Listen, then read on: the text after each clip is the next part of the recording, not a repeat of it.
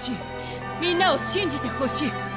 そして君自身を信じてほしい。そうすれば君の未来を切り開けるはずだから。テミス様。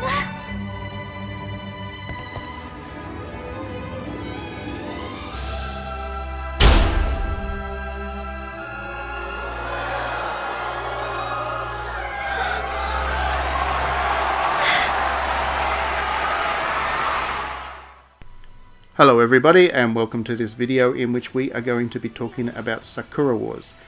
This is Sega's latest release, and it's a reboot of a series that has been very popular in its homeland in Japan since it began back in 1996. But this is actually only the second title in the series that has been formally localized into English. So it looks like Sega is fishing for some new properties to start developing in the West, and the good news is that on early impressions this is exactly the kind of game that you want people having as their first experience with a new property.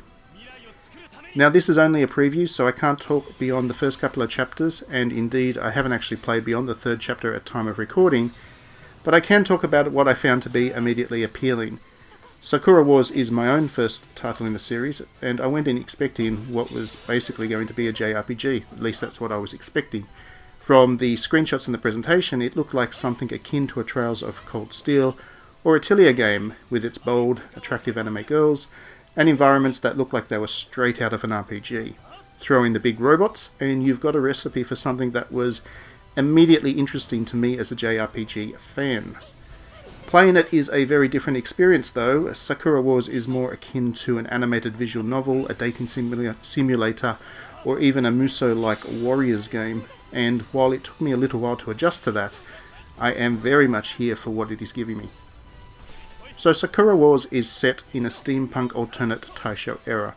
Taisho being the era from 1912 to 1926, where Japan was going through a period of really rapid modernization and was experiencing a rare moment of domestic peace between the civil wars that immediately preceded it and World War II, which came very close thereafter. It was an era where the Japanese enthusiastically adopted Western art and culture, and things like film, music, theatre, and the general arts really thrived. It was also a time where fashion trod the most delightful balance between the Western modernity and the more traditional garments like the yukata and kimono, creating a really distinctive and fascinating aesthetic, especially to look at it today. And generally speaking, it was a time that the Japanese histories will remember quite fondly, particularly since it was sandwiched between periods of kind of horror, warfare and poverty. You tend to remember the lighter moments in between those, and you tend to regret those that didn't go so well, and Taisho is definitely one of those kind of up moments for Japanese history over the last couple of centuries. That nostalgia that the Japanese have for the Taisho era also makes for a very romantic setting. And that is perfect for a game in which romance is a very key part of the experience. Almost immediately in Sakura Wars you're thrown into one of its core loops, where during conversations you'll need to make decisions about how to respond to each character, and every one of those responses can have a positive or negative impact on how that character views you. Naturally, the goal is to win them over by understanding who they are and the kind of character that you're talking to, and then offering the right response. Of course, in my play, I'm struggling at the moment, I think, because to meet that goal, because I keep getting scenes thrown at me where I can stumble into a bath when a character is using it, or find myself trapped in a changing room when a character comes into change and not being able to resist trying to take a peek. That's totally on me and me being a perv, but that's what the game lets me do, and it is certainly punishing me in terms of the way that the characters are responding to me right now. Actually, Sakura Wars is pretty pervy in a fair few scenes, and that's going to put some people off, I suspect. But in the grand context of things, in terms of a game in which you pilot massive robots to fight off demons, and while at the same time leading a harem of women into a kind of theatre performance review competition, the levity offered by the perviness actually kind of suits the game. It's not to say that the game is completely silly, and character arcs often have the characters dealing with some pretty heavy stuff, but as an interactive anime, Sakura Wars needed those moments of levity and lightness, and those fan-servicey moments, in order to help to build the character of the thing and make sure that it was a game that was kind of lightly entertaining as opposed to something that takes itself too seriously. And it really does deliver in that regard right from the start. I already know that I'm going to need another playthrough of the game to actually behave in a way that the girls approve of, but again, that's on me, and there's certainly a variety of options that you can take in terms of how you interact with each of the characters. The combat was the most surprising thing for me because it's not very JRPG at all, and I was once again expecting it to be a JRPG. It's an action combat system that's more akin to Dynasty Warriors, without experience levels or even equipment upgrades. At this stage, it seems to be very simple on that level. It also relies very heavily on the ability to dodge out of the way of enemy attacks, which then gives you a second or two of slow motion to free the attack without consequence in return, a bit like how Bayonetta does it if you've played that game. I'm struggling with the combat system a little bit at the moment right now because it's very heavily visually explosive, and the kind of fireworks can make it difficult to see and time dodges out of the way of enemy attacks. But overall, it is a pretty easy combat system, so the boss battles, when they come around, which is where the challenge largely lies, those are more one-on-one affairs, making the dodging functional at the time where it's most important to use it. It's an interesting combat system, and once again, I was expecting a JRPG, didn't quite get that. But what really kind of fascinates me about the combat is that it doesn't come on too often anyway, and there can be hours between trips into the armoured suits. I fully went into this game expecting a more even balance between combat and story stuff, but as it turns out, it feels more like something like Utawara Ramono at this stage, where it's about 80% visual novel and the remaining 20% acts as a kind of intermission and breather from the storytelling. I don't see that as a problem on any level though.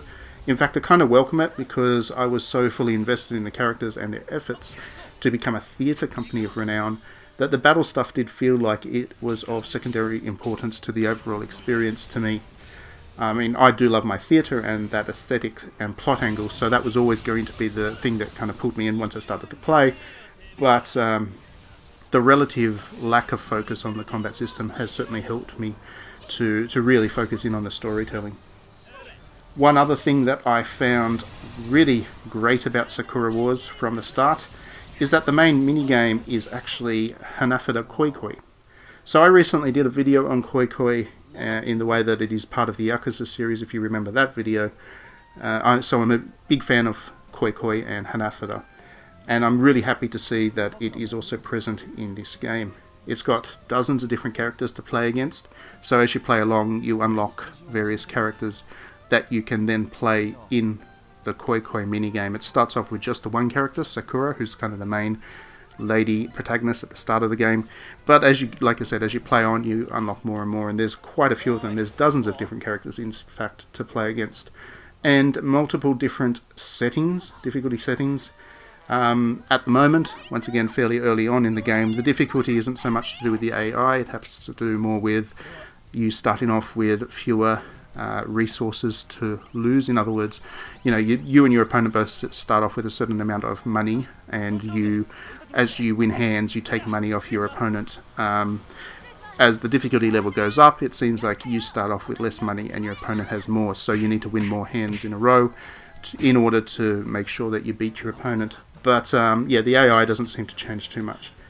With that being said, if you haven't played Koi Koi in the past, if you're not that familiar with it, it might be a bit of a learning curve there, because while the game does explain to you how to play, a lot of success in Koi Koi has to do with kind of recognizing the different sets of cards you can make, and because the cards are represented with pictures rather than numbers, as you would find in a regular card deck, actually memorizing the various patterns and learning how to read the game of Hanafada as you're playing becomes more of a challenge, and it's taken me quite a while to get to the point where I feel confident with my Koi Koi playing skills.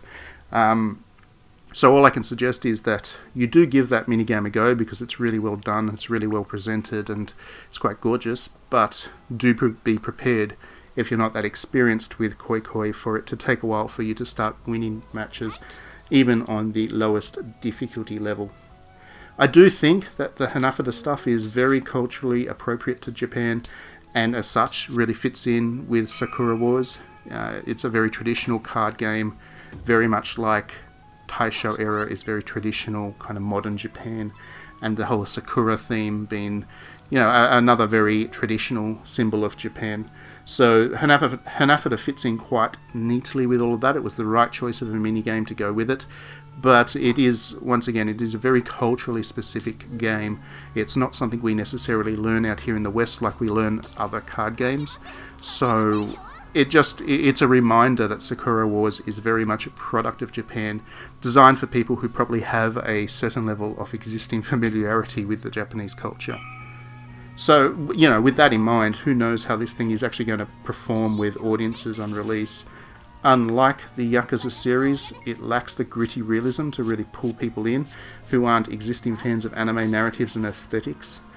And the emphasis on storytelling, and particularly the emphasis on romance elements, will probably confound people who are more used to JRPGs, more kind of normal JRPGs, not the kind of niche otaku themed JRPGs, but the stuff like Final Fantasy or whatever. If you came into Sakura Wars off the back of those games and that kind of experience with Sega's properties and Square Enix's properties and the big publishers' properties, you will probably find Sakura Wars to be a little bit confounding.